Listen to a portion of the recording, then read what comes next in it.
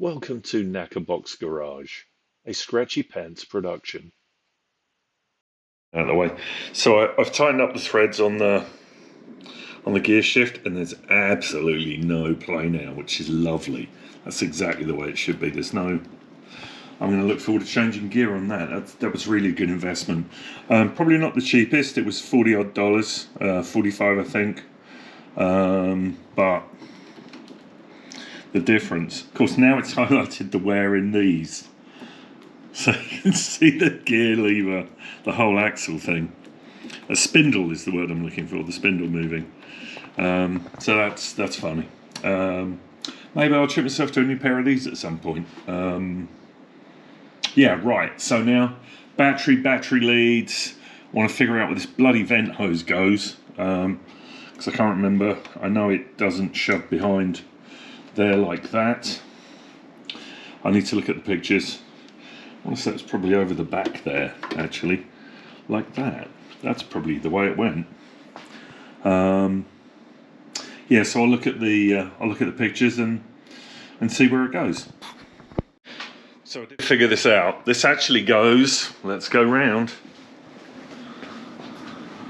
Actually goes there, and or at least that's where it came off when I took the bike apart. I've got a feeling I've got an earthing strap that I've got to put onto one of these. I'm pretty sure it goes on one of these to the negative. The start motor lead that comes off there is actually goes to the live side of the battery, or the positive side. So I'm just going to go back.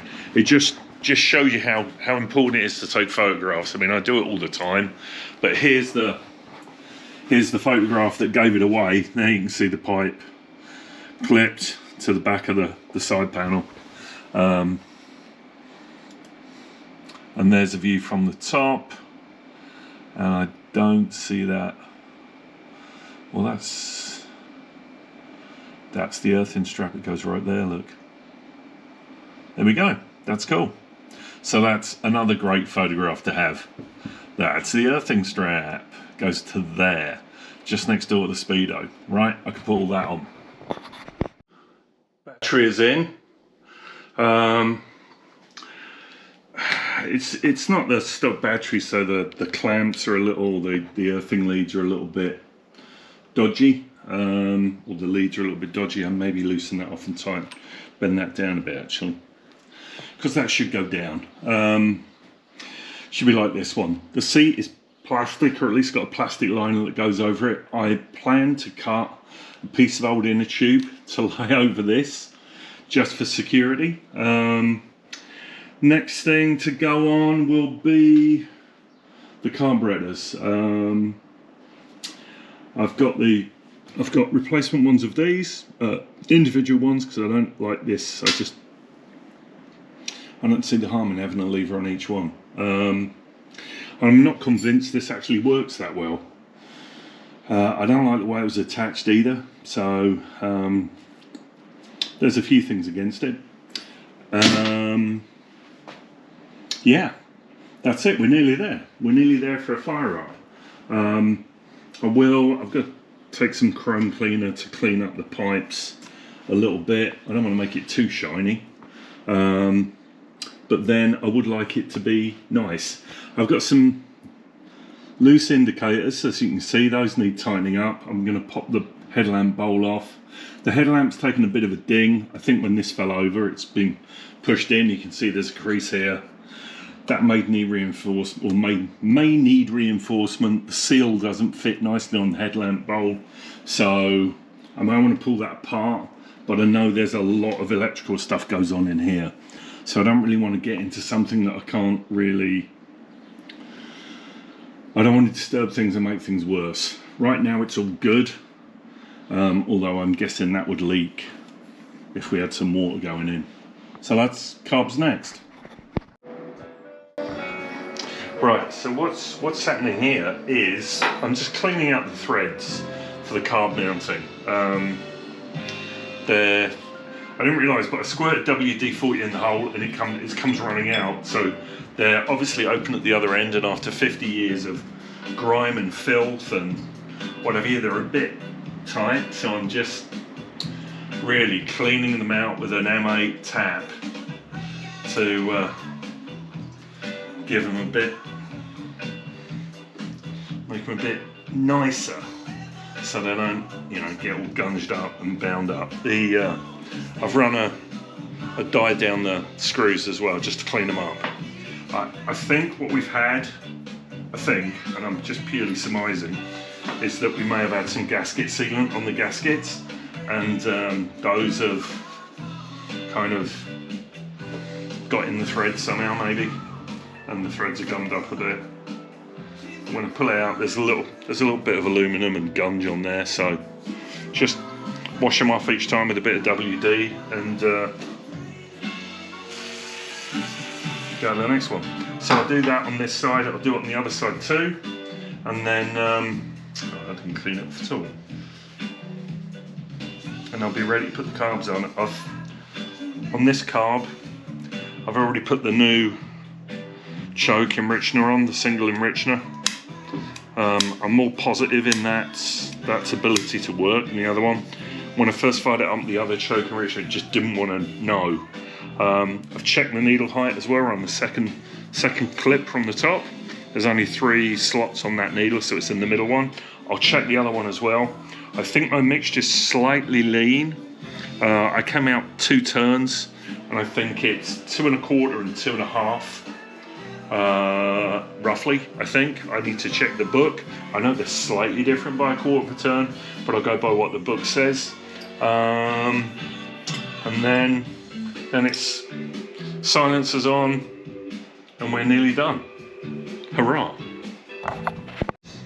Alright, so carb on.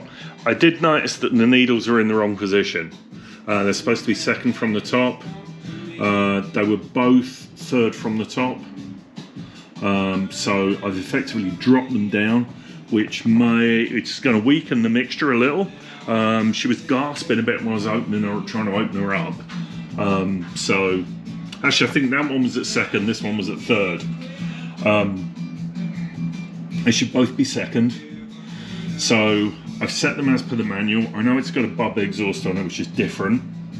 I'll run it, see what it's like. If it's weak on this side, then we can richen it up. I've got to check the richening screws. Like I say, I think it's 2 1/4, 2 1/2, or 2 1/2, 2 3/4, somewhere around there. May have got them around the wrong way, but I'll check the manual. Both carbs have gone on. I've fitted the manual enrichener. I can see why this one's probably a pain in the arse, you know, because that's a bit hard to get to, but it's not impossible. I just think they're going to work better, and if not, I've got the old cable one, and I've spent that money for nothing. But let's not dwell on that. But I think the gas line is about there, so I can get in there. Exhaust on. Like I say, I've got to go over it with a bit of chrome cleaner. Cleaned up the threads on this one too. They're nice and clean. Screw them in. I haven't got the correct collets to hold will protect the HT lead, so I'm just using like 1 inch and a bit of gas line with a slot in it. It works. I've got it back on trickle charge. I did turn everything. Okay, I did turn everything on. Everything seems to work. I haven't tried to start it yet because I want to make sure it's in neutral. It is in neutral. I'll see if it spins over. Let's do that. Let's try that now.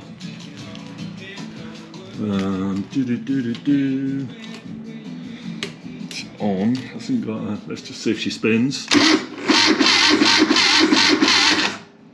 So it turns over.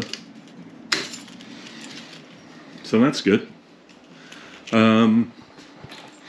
Right, next thing, clean up, put the exhaust on. That would have been a bugger if it had fired, wouldn't it?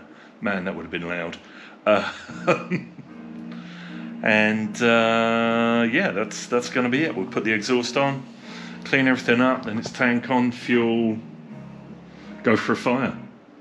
Yeah, should be firing it up day after tomorrow. Right, so I've got the silencers on. I'll just fold them up here. I've dropped it. Drop the jack, because you have to pull that out. cars, we don't need it there anymore. So I'll put that there where I can fall over it. And again, thanks Bob for lending me that. That was a real lifesaver. Just crank this up. Tighten this up even. Don't want to give the exhaust a quick run over with some Solvol chrome cleaner for those of you who aren't Brits. I think that's as tight as I can be.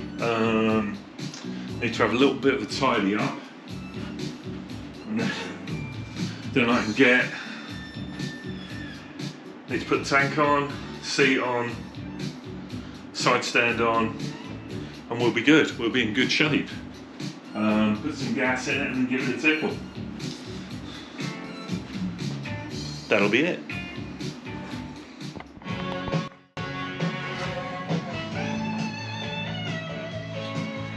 Well, there we go. That's it. Hopefully it doesn't fall off. I should probably turn down the music, but it's all back together. It's a rainy day outside, so I am not going to put gas in it and fire it up, because I don't really want to put the car out in the wet, get it wet and then bring it back and have it wet in the garage, which is a lame excuse, but the car's going out on Wednesday no matter what. So today is Monday, it's Monday afternoon, it's 2:30. Got the tank on, tank's pretty easy to get on. It just hooks under the front here, drops down, there's a rubber band, holds it in place. The gas taps are all connected. My easy to reach chokes are there. I've spun it over on the key. It does turn over, which is great. I've given it a little, not very careful polish with chrome cleaner on the exhaust. I'll probably give it another wipe down. It's back on its tyres. And now all that's left to do is fire it up, leave it running for 10 minutes and see if there's oil. If there's oil out of the gearbox, laying on the floor about there. If there is, I failed. So, bit of pressure for Wednesday. That's it. I'm going to now check the carbs, figure out what the mixtures are, screw them in and screw them out the right amount. Like I say, I know it's different by about a quarter of a turn on either side. I just don't know which one it is, so it's slightly more than the other. I've ridden it on 2 turns out, it seemed fine. Yeah, that's it. So the next video should be of it running. So this is a picture of the Guzzi as it got on the bench, ready to be worked on, with its sissy rack and red rear indicators and horrible hand grips. And following up is the video you've all been waiting for.